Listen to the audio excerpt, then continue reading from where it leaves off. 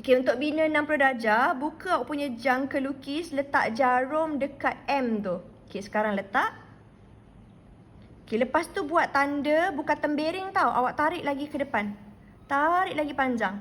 Dan kekalkan dia punya panjang tadi. Jangan ubah. Langkah kedua, dengan menggunakan jarak yang sama, letakkan jarum dekat sini. Tarik awak punya pensel tu ke atas sampai dia nampak lengkung tu bersilang. Nampak tu bersilang. Kalau saya pakai pen, awak akan nampak saya tanda langkah kedua. Ni langkah kedua. Pastikan dia bersilang dekat situ. Langkah pertama tadi, yang ni. Gariskan tempat yang kedua tadi. Itulah sudut 60 darjah awak. Letakkan sifar dekat bahagian M. Tengok cara saya letak. Sifar tu dekat bahagian M, pastikan dia berada dari sini. Nampak tak saya punya kosong tu? Kosong tu berada di atas garisan ni. Okey, baca, tarik. So, akan nampak 60 tu kat sini. Okey, untuk membina 120, dia kan datang daripada sifir 6 darab 2 kan? Okey, awak buat cara tadi, pastikan awak buat 2 kali lengkuk. Jom kita mula. Cikgu nak buka besar mana, tak kisah. Saya dah bagi tahu. Asalkan dia dalam garisan yang diberi. Andai kata saya nak buka macam ni lah. Ni kan satu, dia muat-muat kan. So, bila dia muat-muat, saya buat 1 kali. Untuk langkah pertama, ambil jarum tu. 60.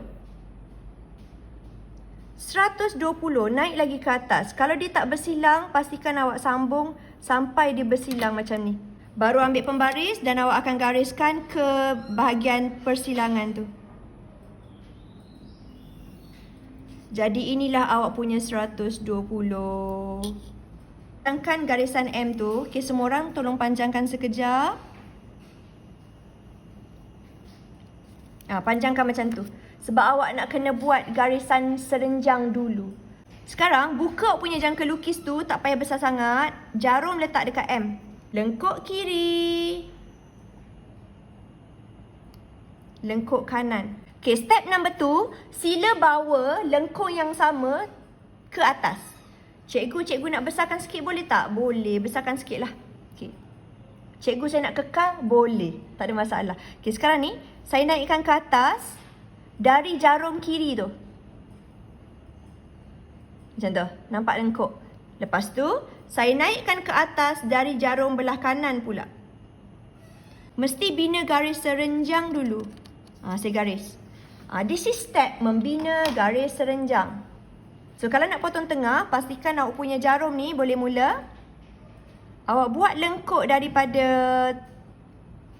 atas dengan bawah ni, yang tegak ni. Start daripada M balik.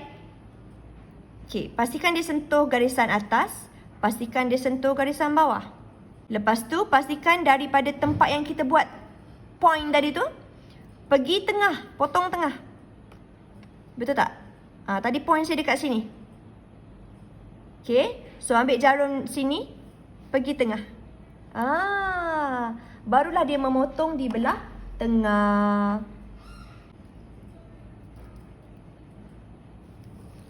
Ni step number 3 saya. So, saya punya sudut sudah menjadi 45 darjah. Awak boleh semak lah. This is step number 3. Step membina 45 darjah. Alright, untuk bina 30, bukakan jangka lukis awak dan tarik je. Tarik besar sikit. Kemudian letak jarum tempat bahagian awak mula tadi tu. Jangan ubah besar dia. Buat satu arc. Buat satu lengkuk kat sini. Kalau saya pembariskan dia, saya gariskan. Inilah garisan 60 tu. Okay, tapi saya tak nak garis tau. Sebab saya terus nak garis 30 saja. Okay, sekarang kita tengok.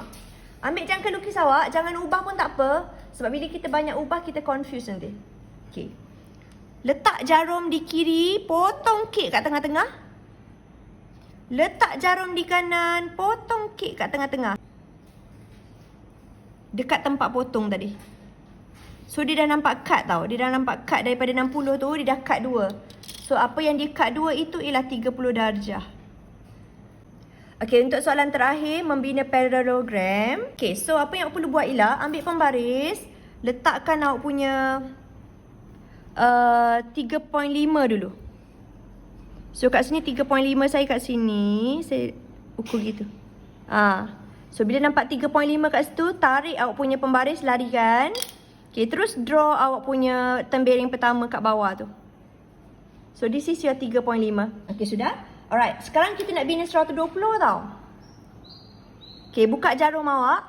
Sekarang gerakkan satu kali panjang ke atas. Okay, saya letak lagi sekali, jangan ubah dia punya besar tu. 1, 2. Dekat sini. So itulah 120 awak. Alright. Okay, selepas itu dia punya parallelogram tu, perasan tak bahagian atas tu 4. Okay. Buka pembaris awak. Ikut 4 cm. Letak jarum mata kosong. Letak pensel atas 4. Macam ni. Dah dapat 4 cm, baru awak ketepikan pembaris tu. Buat lengkuk dari A. Sebab gambar rajah tadi ni, dari A tu yang 4 ke D. So pastikan awak gerak dari A. Okay. Tarik ke atas. Pastikan kena pada garisan tadi. Gitu. Dari B, saya bina lagi sekali ke atas. Dengan bukaan yang sama. Nampak ni? Ni bukaan 4, sini pun bukaan 4. Supaya dia sama besar. Okay, buka lagi sekali 3.5. Kita nak buka yang belah atas pula ni. Okay, saya buka depan awak. Awak tengok 3.5. Pastikan dia di tengah-tengah betul Sentimeter. Okay, saya alihkan pembaris. Daripada point tadi yang bersilang tu, awak pergi sampai dia bersilang dengan yang sebelah sana pula. Ni, nampak ni? Jatuh pembaris apa tu? Nampak tu? Dia bersilang belah sana. Nampak tak dia bertembung tu? Okay, ambil pembaris, letak sebelah persilangan kiri, letak sebelah persilangan kanan, awak sambungkan. Nampak tu? Daripada kosong, dia berakhir dekat 3.5. Okay, sambungkan saja. B dengan C ni, dapatlah parallelogram ABC.